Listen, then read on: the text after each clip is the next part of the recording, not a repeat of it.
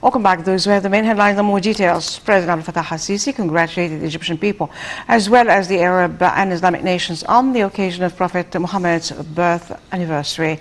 On his social media pages, President Sisi wrote that the occasion represents a great example of infinite human giving and an idol for honesty, commitment and sacrifice. The President hoped all people to be inspired by a strong will and patience on this day.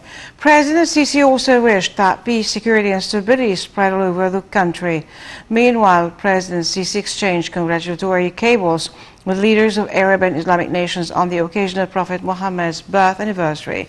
The President reiterated that the celebration recalls all high principles and values in Islam, asserting that Islam encourages to follow a moderate concept which protects the nation from extremism and spreads peace and security. President Sisi congratulated the Egyptian expats across the world in a congratulatory cable, wishing them success and for Egypt and the Islamic nation prosperity, peace and progress. The President also received congratulatory cables from top state officials on the occasion.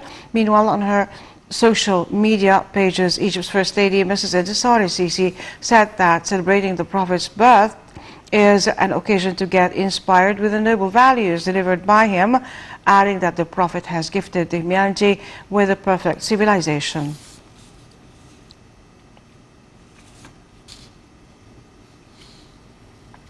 Foreign Minister Sameh Shoukry continued on Thursday his meetings with Russian officials as part of his visit to Moscow. The talks cover bilateral ties and regional issues of mutual concern. The top diplomat met with Russian Minister of Industry and Trade Denis Manturov. During the meeting, Shoukry affirmed that Egypt aspires to resume charter flights between Russian cities and Egypt's Sharm el-Sheikh and Hurghada.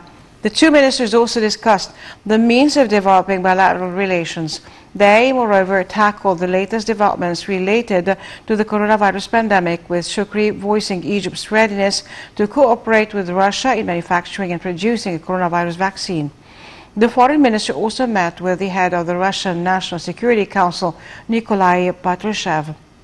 The foreign minister will also meet with the head of Foreign Relations Committee at the State Duma, in addition to a number of senior Russian political officials. The Grand Imam of Al-Azhar, Sheikh Ahmad Al-Tayyib, condemned the terrorist attack in the French city of Nice. In his statement, Al-Azhar called for working to confront all acts of violence, extremism and hatred.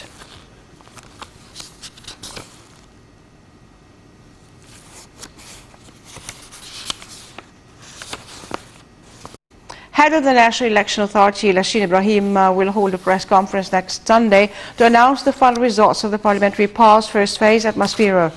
Ibrahim reiterated that the authority had received the results of all public poll stations where voting took place in 14 governorates. During the first phase, he said that the authority also had received a number of complaints on the voting and the counting processes and had dealt with them, and added that the results of votes count on each poll station was accurately revised ahead of adding the Egyptian expats' votes and announcing the final results.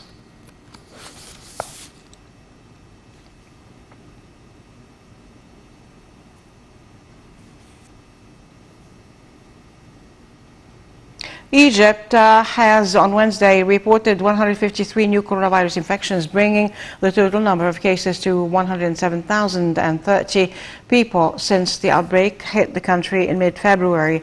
The Health Ministry also reported 12 new deaths, bringing the total number of fatalities to 6,234.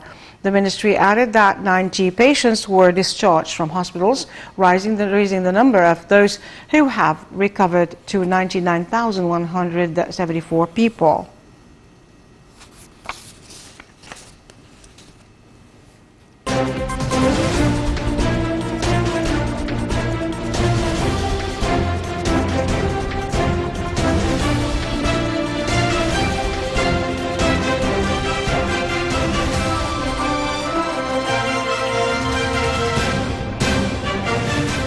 Welcome back. Head of Suez Canal Authority General Osama Rabia witnesses the signing of a memorandum of understanding with a Norwegian company to establish a complex of factories for fish farming with a closed unit system, RAS. The unit is expected to produce 25,000 tons annually.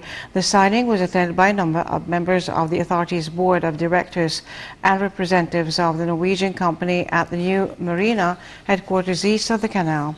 This comes in implementation of the directives of President Abdel Fattah al-Sisi to strengthen cooperation between Egypt and Norway in all fields. Rabia explained that the authority is keen on adopting projects with added value to diversify sources of income and support the national economy, pointing to the importance of the project in enhancing food security on the one hand and providing a source of hard currency on the other hand.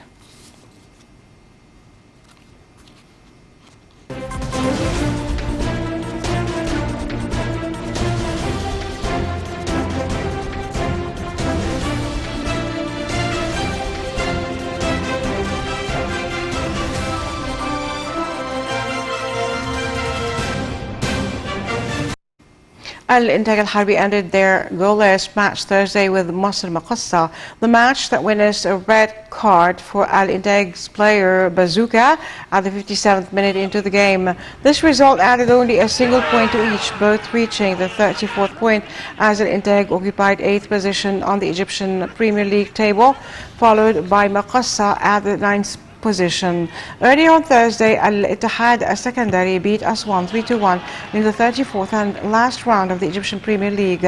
Ahmed Hagi scored the first goal for Al-Ittihad in the 30th minute before Ahmed Rashid added the second and third goals in the 42nd and 58th minute, while Fadi Farid scored for Aswan in the 45th minute.